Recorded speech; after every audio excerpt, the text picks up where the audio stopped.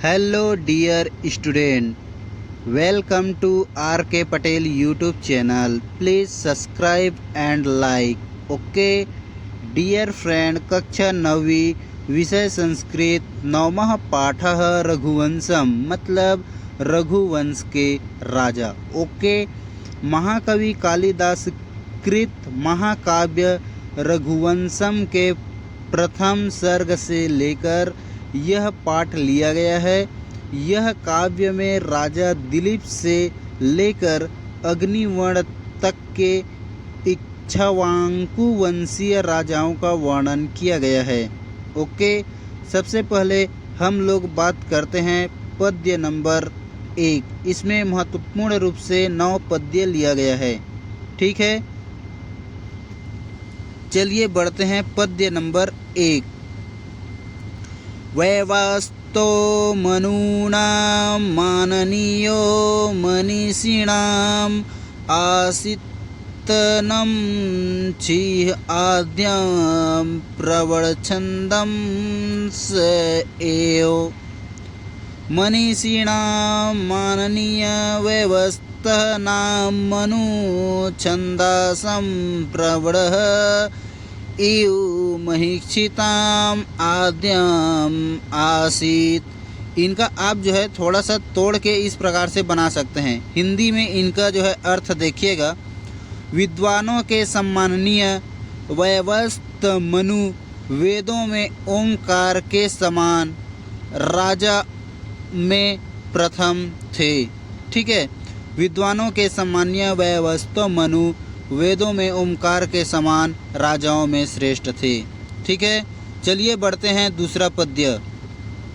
तदन्वये सुधीमति प्रसूतः सुधीं तरः दिलीप इति राजेन्द्र इंदु निरनिधाम यु। शुद्धिमती तदन्वे शुद्धिं तरः दिलीप इति राजेन्द्र क्षीरनिधो इंदु इव प्रसूतः। प्रसूत मतलब जन्म, है ना। तो यहाँ देखिएगा, वैवस्तः मनु के उस पवित्र वंश में अति पवित्र दिलीप नामक श्रेष्ठ राजा जो क्षीर सागर में चंद्रमा के समान उत्पन्न हुए। ओके, तो इनको आप याद रखेंगे। मनु के बेटे का क्या नाम था जी? दिलीप था। ओके, चलिए बढ़ते हैं आगे। पद्य नंबर हमारा 3। एक बार स्पीड में लेते हैं, देखते हैं क्या होता है।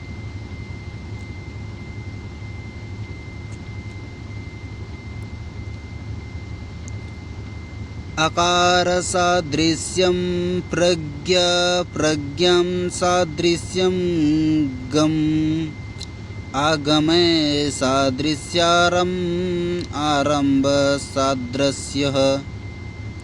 इनका हिंदी अर्थ देखिएगा।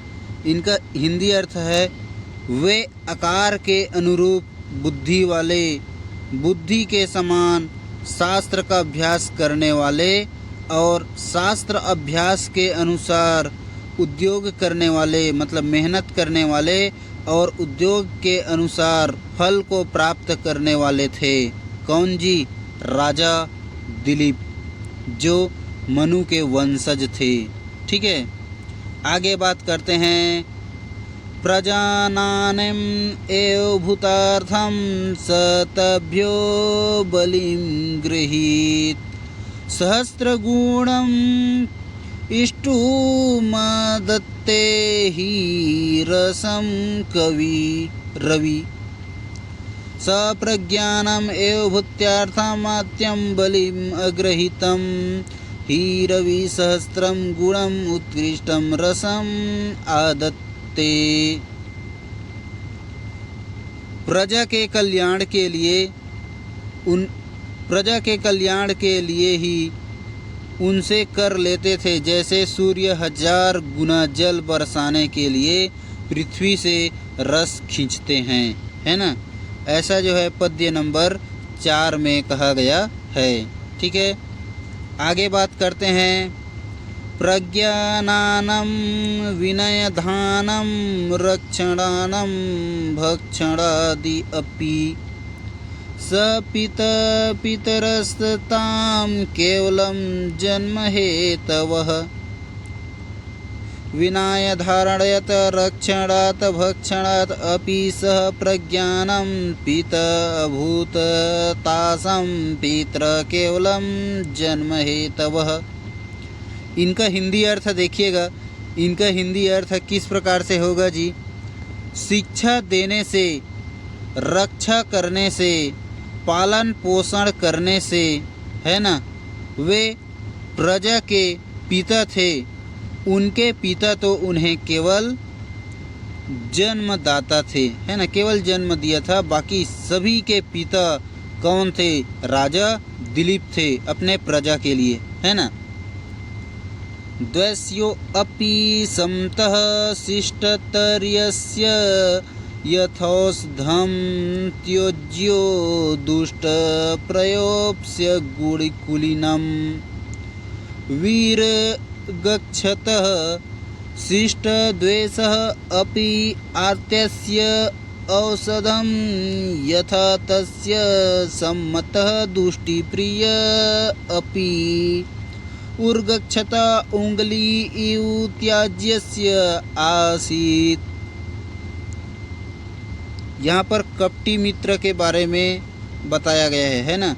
सज्जन शत्रु भी रोगी को औषधि के समान उसको प्रिय था और दुष्ट प्रिय होने पर भी सांप से डसी हुई जो उंगली होती है उनकी तरह त्याग था, है ना। ऐसा जो है श्रेष्ठ उनका कीर्ति था राजा दिलीप का। तस्य दक्षिणस्य रूणे नाम्नी मगधवंशज राजपत्नी सुदक्षिणस्य त्यासीध्वस्य ये दक्षिणः तस्य माधवंशज दक्षिणस्य रूढे नाम्ना सुदक्षिण इति। अध्वारस्त दक्षिण एव पत्नी आसीत्। उनके पत्नी के बारे में बताया गया है जो मगध वंश के राजा से वंशज थे, है ना। मगध वंश में उत्पन्न अधिक निपुण होने के कारण सुदक्षिण नाम वाली दक्षिण नाम की यज्ञ की स्त्री के समान दिलीप की स्त्री थी। ठीक है, तो राजा दिलीप की स्त्री का क्या नाम था जी? सुदक्षिणा। याद रखिएगा। आगे बात करते हैं।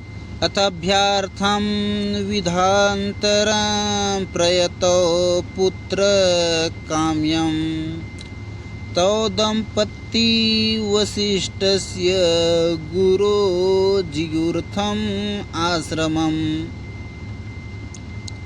अथ पुत्र काम्यां विधांतरम् अभ्याश्चर्य प्रयतो दौ दंपती गुरो वसिष्ठस्य आश्रम जगमतु।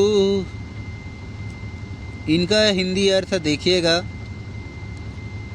उसके बाद पुत्र की इच्छा मतलब उनके कामना से ब्रह्मा की पूजा करने के लिए वे दोनों मतलब जी पति पत्नी दंपत्ति, है ना, पवित्र पति पत्नी गुरुकुल वशिष्ठ की आश्रम की ओर चले गए, है ना। आगे बात करते हैं उनको पुत्र प्राप्ति होता है कि नहीं देखते हैं। ठीक है। खयंगवी नवीनम मदाए घोष वृद्धि अनुपस्थितान न्याम ध्यानी पृच्छन्तो वन्यानां मार्गसखिनाम् हैंगवंग्न्यम आदाय उपस्थितान घोषवृद्धान वन्यानां मार्ग सखीनाम नाम ध्याने पृच्छतौ तौ जन्मांतु, मतलब वे दोनों चले गए, है ना, पूछते हुए। क्या पूछे? जंगल के बारे में, पेड़ के बारे में पूछने लगे, है ना। गाय का ताज़ा मक्खन लेकर, गाय का सुनहरी ताज़ा मक्खन लेकर उपस्थित हुए वृद्ध गोपों से जंगली वृक्षों के नाम आदि पूछते हुए चले गए, वे दोनों चले गए। ठीक है, गाय का ताज़ा मक्खन खाए पिए और वृद्ध गोपी मतलब गाय चराने वाले से नाम पूछे। याद रखिएगा, राजा दिलीप के पत्नी का नाम जो है क्वेश्चन में पूछा जाता है, उसका नाम थे सुदक्षिणा। ओके डियर फ्रेंड, इस प्रकार से आप इस पाठ को आसानी से समझ सकते हैं। वीडियो कैसे लगा आप हमें कमेंट में बताइएगा। वीडियो अच्छा लगा हो तो लाइक कीजिएगा, चैनल को सब्सक्राइब कीजिएगा। ओके, थैंक यू, जय हिंद।